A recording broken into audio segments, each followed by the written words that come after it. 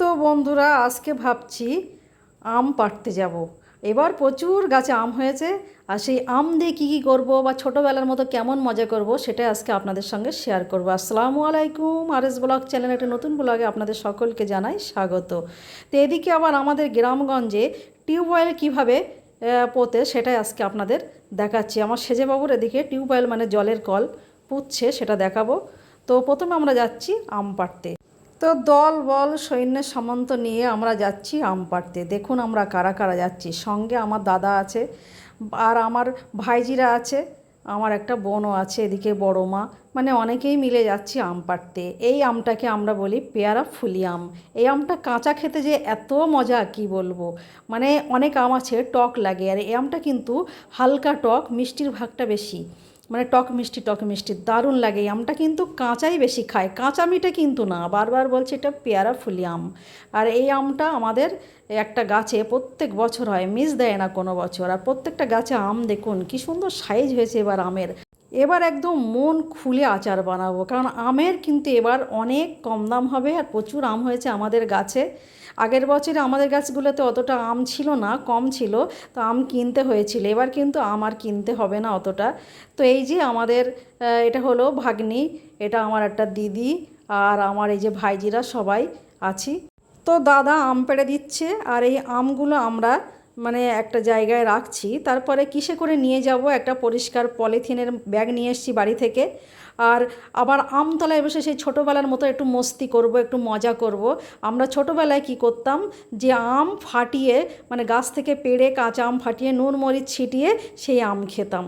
তো আজকে সেরকমই করব ভাইজিদের সঙ্গে। ওরা এখন ছোট ছোট, আমরা বড় হয়ে গেছি, ওদের সঙ্গে একটু তাল মেলাতে হবে। এই আমাদের বড় ঝিল বাড়ির পিছনে, আর এই ঝিলটাতে এত পরিমাণে কচুরি পানা হয়, আর এই আম গাছটা একদম ঝিলের ধারে। তো আমরা এই আমটা পেকে গেলে একটাও বাড়ি আনতে পারি না। এক তো হনুমানের উৎপাত, তার উপরে নিচেই বড় ঝিল, মানে আম পাড়তে গেলে সব পুকুরে পড়ে যায়। তো দাদাকে ডেকে নিয়ে এই যে কাঁচা আম পেড়ে আনছি, মানে আম মরিচ মেখে খাওয়ার জন্য। আর যদি মানে আচার বানানো যায়। এই আমটা কিন্তু খুব সুন্দর একটা স্মেল আছে এই আমের। এই যে আমার ভাইজি কী করছে, একটা ইঁট নিয়ে এসছে, আর এই যে আমটা কিভাবে জোরে বাড়ি মারলো আর ফেটে গেল। আমরা এরকম করতাম, বড় বড় গাছের গায়ে বাড়ি মারতাম, ইটের ওপর বাড়ি মারতাম। আবার আম খাবে বলে বাড়ির থেকে দেখুন সরঞ্জাম করে সব নিয়ে এসছে, পানির বোতল নিয়ে এসছে, ওই যে নুন মরিচ নিয়ে এসছে। তো আমরা সবাই হাত পেতে বসে আছি, এক টুকরো করে দিয়েছে, আর তার উপরে এরকম নুন মরিচ ছড়িয়ে দিচ্ছে। আহ কি মজা, সে যেন ছোটোবেলায় ফিরে গিয়েছি ওদের সঙ্গে আজ। ছোটোবেলায় আমরা এরকমই করতাম, আম বাগানে বসে আম খেতাম। তারপরে দেখুন কাঁচা আমগুলো আবার ভাগ করেছি আজকে, 5টা 6টা করে ভাগ হয়েছে, মানে অনেকগুলো ভাগিদার। মানে যে কটা মানুষ আমরা গিয়েছি প্রত্যেকের হাতে 5টা 6টা 7টা করে আম আছে। আবার আম আনতে আনতে আমাদের বাড়ি যে কলপুত ছিল, যে ওরাও বলছে আমাদেরকেও দিতে হবে, যেহেতু এই আমটা কাঁচাই খেতে অনেক টেস্টি, সেই জন্য আমাদেরও দিতে হবে। এই যে আমরা সবাই বাড়ি ফিরছি, আর যে কল পুচ্ছে যারা, ওরাও আমাদের কাছ থেকে কয়েকটা আম চেয়ে নিয়েছে, আমরা দিয়েছি।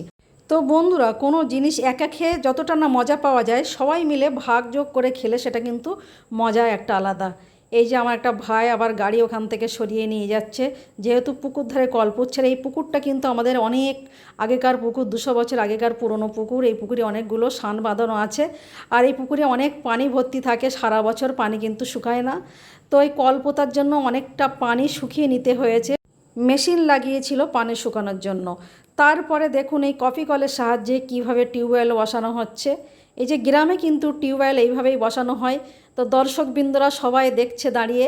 আর একটা মজার ব্যাপার হচ্ছে, এই যে কল বা টিউবওয়েল যেটাই বলে থাকি না কেন, আমরা গ্রামগঞ্জে কেউ কল বলি, কেউ টিউবওয়েল বলি, যাই হোক, এইটা পুঁততে গেলে দেখুন কত পরিশ্রম করতে হয়, মানে বারবার ঘুরতে হয়। তা আমি শুধু ভাবি, আচ্ছা ওদের কি মাথা ঘোরে না? আসলে সবই প্র্যাকটিস, ওদের অভ্যাস হয়ে গেছে। এই যে একজন কপি কলের এই দড়িটা ধরে টানছে, আর ওই যে মেশিনটা উপরে উঠে যাচ্ছে, তারপরে ওর মধ্যে পাইপ সেট করে দিচ্ছে, এক একটা করে পাইপ মাটির নিচে কিভাবে পুঁতে দিচ্ছে দেখুন।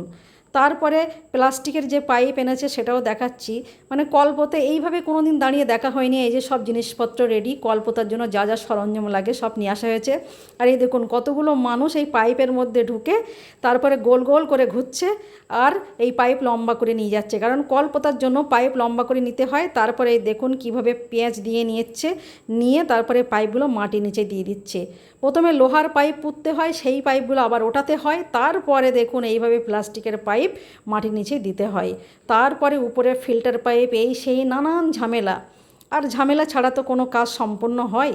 তারপরে এই দেখুন কিভাবে পেঁয়াজ লাগাচ্ছে, পাইপগুলো মোটা মোটা, মানে পানি ভালোভাবে আসার জন্য ফিল্টার লাগাচ্ছে সব কিছু। আর শুনছি সাবমার্শালও বসাবে, যেহেতু মাঝে মাঝে মানে পানির স্তরটা তো অনেক নিচেই নেমে যায়, তাই পানির কষ্ট যাতে না হয় সেই জন্য এইসব ব্যবস্থা। এই যে পাইপটা পুরো নিচেই কত ইজিলিভাবে চলে যাচ্ছে দেখুন। আর পুকুর ধারে যেহেতু কলটা পুঁতেছে সেই জন্য পানির স্পিডটাও খুব ভালোই হবে আশা করা যায়। যাই হোক, এটা কিন্তু একটা টেনশানেরও কাজ, অনেক সময় লেয়ার ভালো পায় না, কলের জলটা ভালো হয় না। এই যে কল পোঁতা প্রায় কমপ্লিট হয়ে যাচ্ছে। তো কল পোঁতা কমপ্লিট হয়ে গেলে এদিকে আমি যে আমগুলো পেড়ে এনেছি সেগুলো তো একটা বন্দোবস্ত করতে হবে। তো আমি কাঁচা খাবার জন্য পেয়ারা ফুলি আম পেড়ে এনেছি, আর তারপর আমি হিমসাগর আমও পেড়েছি আচার করার জন্য। তো আমি আচার করার জন্য প্রথমে আমি তেল আচার বানাবো, সেই জন্য আজকে আমটা এরকম ভালোভাবে ধুয়ে নিয়ে আমি কিন্তু আমের খোসা ছাড়াইনি, ভিতরের ওই আঁটিটা এখনও ভালোভাবে শক্ত হয়ে যায়নি, সেটা ছাড়িয়ে ফেলে দিয়েছি। তারপরে আমি একটা পাত্রে রেখে নুন আর হলুদ মেখে একটু রোদে দেব, আর কাল আমি তেল আচার বানাবো। তারপরে আমি যাব দুপুরের রান্নার দিকে। আজকে কিন্তু একদম হালকা পাতলা একটা রান্না করেছি, সেটা আপনাদের সঙ্গে শেয়ার করব। তো বন্ধুরা, তেল আচার তো সবার পছন্দ, আপনারাও আমের সিজনে বানিয়ে ফেলুন না তেল আচার।